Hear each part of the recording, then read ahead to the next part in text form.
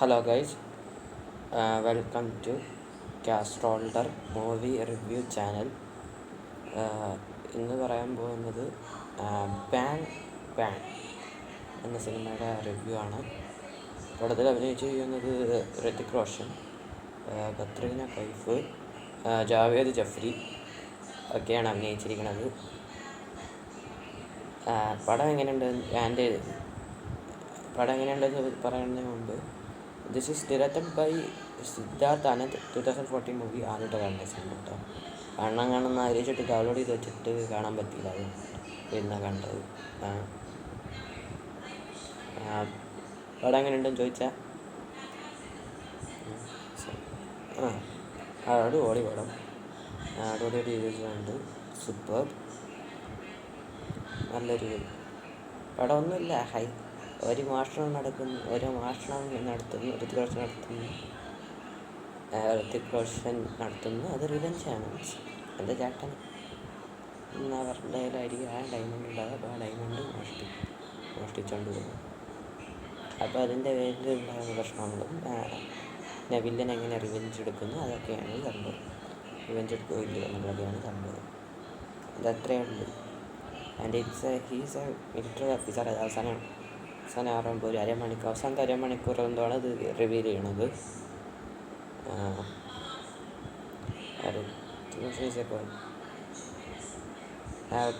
Hrithik performance വേറെ level. Katrina Kaif നല്ല Javed Jeffrey പഴയതുപോലെ തന്നെ.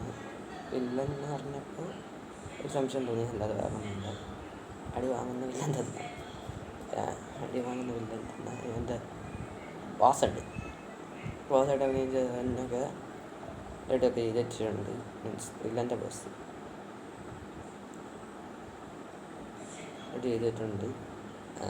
പവർഫുൾ വില്ലൊന്നും പറയാനില്ല, പക്ഷെ കൊള്ളാം എന്ന് മാത്രം. കൊള്ളാമെന്ന് തന്നെ പറയാൻ പറ്റുള്ളൂ. കൊള്ളാം, പക്ഷെ പവർഫുള്ളല്ല. ഇതിൽ നായകൻ്റെ അത്ര കിട്ടില്ല, അതാണ് ഉദ്ദേശിച്ചത്.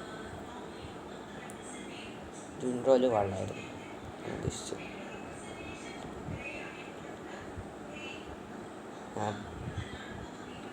പിന്നെ ഡയറക്ടർ ബ്രില്യൻസ് ആണ് ഈ സിനിമ. ഇത് പ്രൊഡ്യൂസ് ചെയ്തിരിക്കണ ആരാന്ന് ചോദിച്ചാൽ എനിക്ക് അറിഞ്ഞൂടാ.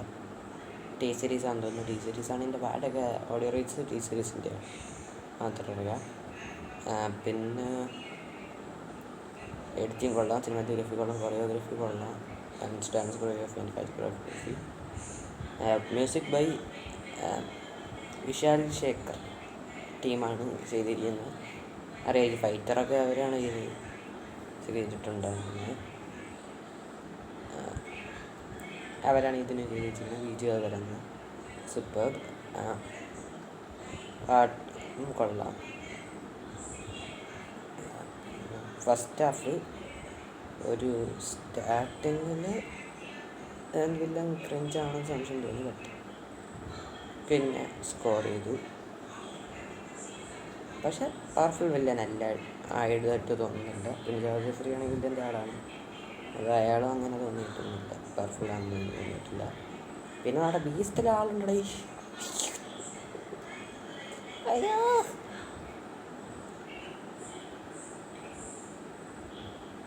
ഭയങ്കര കട്ട കോമഡിയാണ്. അങ്ങനെയൊക്കെ ഫസ്റ്റ് ഹാഫിൽ മാത്രമായിട്ട് വില്ലനായിട്ട് കാണിച്ചെന്തിനാന്ന് എനിക്ക് മനസ്സിലാവുന്നില്ല. കാരണം അങ്ങനെ ഇതിലും കോമഡി ആയിട്ടെന്ന് ക്രിഞ്ചാണ്, കട്ട ക്രിഞ്ച്. അങ്ങനെ ഒരു സ്പോയിലറാണ്.